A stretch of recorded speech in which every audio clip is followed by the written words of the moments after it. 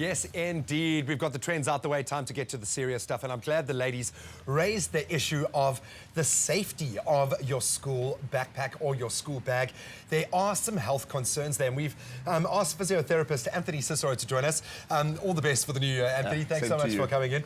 I think we know that trends are driving so much of what a child is taking to school, the backpack being a major part of that, but it can lead to back injuries. I remember from my own experience of carrying a bag on one shoulder. Yes. How serious are the back injuries related to backpacks, and how often do you encounter these sorts of injuries? Taking into consideration, though, that up to 80% of South Africans complain about back pain to a certain extent and variation, and school kids do fall into that percentage. And just understanding the physiology of back pain and backpacks is that children basically during their physical maturation experience rapid growth in both their skeletal tissues and their soft tissues. So external forces such as a heavy bag, carrying load can definitely negatively affect those things such as the growth of the child, development, as well as maintenance of the human body. And as a physiotherapist, we've noticed a bit of a trend or an increase in children experiencing back pain. Almost felt like making you draw a diagram on the board behind us. And of course, when a child needs to concentrate at school, if they're experiencing any kind of discomfort or that kind of pain, it's going to be distracting. No, definitely. And just coming out of matric exams, of course, to concentrate on your exams or your studies and experience back pain is rather uncomfortable and distracting. So what is the correct way to carry a bag?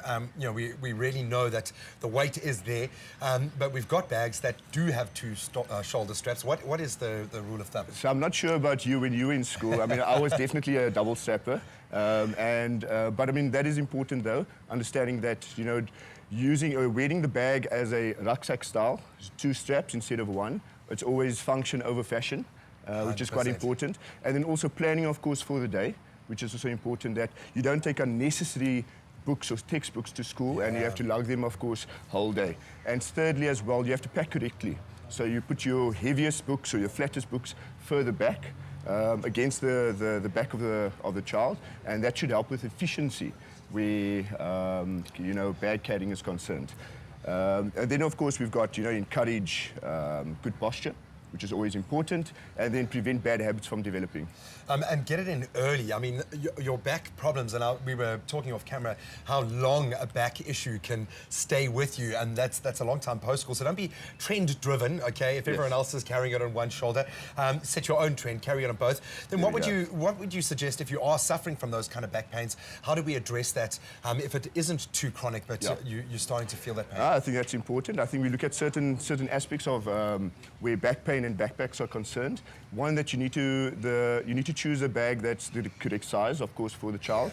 Considering the child varies from, the size of the child varies from one to the next. So right size is important, as well as the weight of the backpack.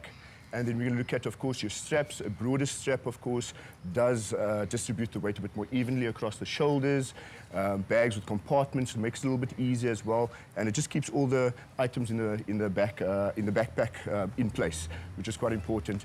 And then, of course, a body strap, which is quite nice. It distributes the weight basically from your shoulders towards your hips, and it basically improves efficiency when carrying a backpack. I love that. We've given some child out there all of the ammunition you need to convince your parents of that perfect backpack just for you. Anthony, thank you so much, my friend. All the best for 2015.